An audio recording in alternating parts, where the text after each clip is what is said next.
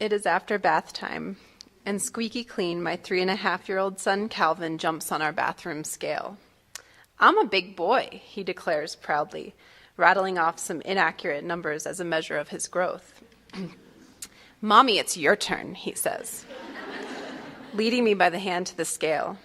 Behind my rib cage, my former jail cell, I can feel my heart flutter and my stomach twist. I step on the scale. Before I can even register the number, Calvin pats me on the back of my thigh. "You're such a big girl, Mommy."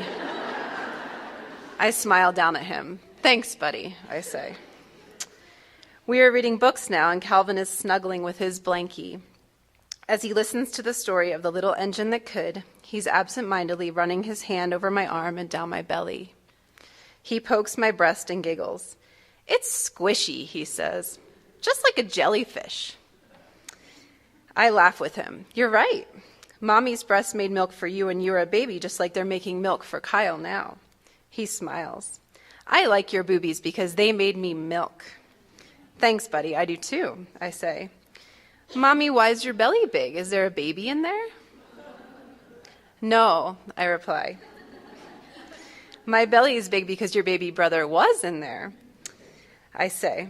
I lift up my shirt and let him trace his finger down my fading linea negra, the line of pregnancy which still runs up and down my 10-month postpartum belly, a trail straight to my heart. More than anything else in my life, motherhood has inspired me to love myself. It launches me out of my comfort zone into a stomach flip or inner groan, a distant echo of my past. I feel it when my son points to my belly button surrounded by stretch marks and exclaims, "It's like the sun with its rays." I experience it when I walk into the pool in the fittest town in America, 2 months postpartum, and am fully expected to get in the water with him to swim. And when the dermatologist asks me how I got the deep scars on my nipples and I say, "breastfeeding," I feel it once more. These are the moments I am so incredibly grateful for.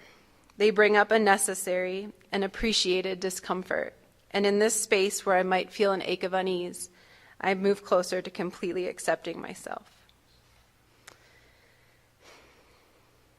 15 years ago, over a Thanksgiving break from college, I looked in my parents' bathroom mirror and saw a stranger staring back at me.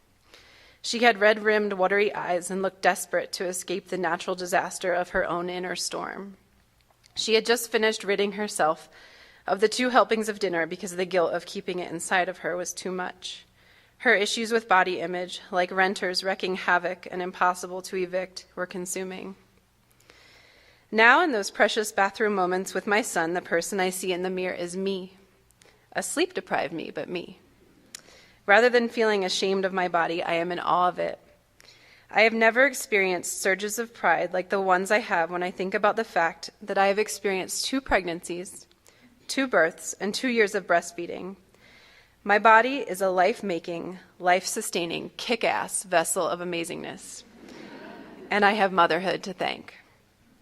And so do my children. I see my son watching me. I catch him staring while I'm chopping carrots for dinner and humming a tune. He glances my way when he does something he knows I won't like. He takes cues from me just as he has since he was freshly born and laid upon my new mama skin. He listens to how I talk about my body, pays attention, and asks a lot of questions. He is beginning to realize his own body and how good it feels to roll around in freshly mowed grass, submerge his skin into a tub of bubbles, and clap his hands as he belts out "Pop Goes the Weasel" at music class. He feels the hug of his ancestors as his fingers fold dumplings and his mouth wraps around the lyrical sounds of Mandarin Chinese. He can make his brother feel better with an embrace, express his anger with the stomp of his foot, and calm down with a deep breath. He loves and takes pride in his body because he's watched how I treat my own. Someday, rather than being confronted with the honest observations of a 3.5-year-old with no filter, I will be sitting next to my teenage son. And he may ask me something that makes my skin crawl. He may be getting teased or feel self-conscious about his body in some way. He may question what it is his body is good at. He might say, "I wish I was better, taller, smarter, thinner, stronger." And because I am his mother, I will listen, and he will know he is not alone or abnormal for feeling this way. And I will say, buddy, you are perfect. One day, my response won't be one geared toward a 3.5-year-old.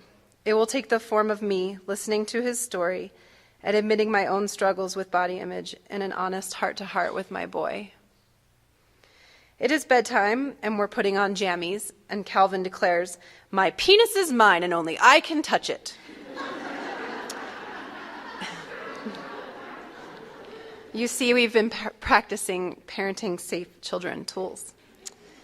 After acknowledging that he is indeed correct, I ask him this extremely abstract question. What do you think about your body? I like it. I'm a fast runner, he says. He replies, dashing across the room in his footy pajamas. Wow, you are so fast, I say. And he runs to me, and I get to cover him with kisses, each one birthing a new star that will shine its light on the rest of our journey together. Thank you, motherhood, for your rawness. Thank you for pushing me to discover what's true. Thank you for setting me free.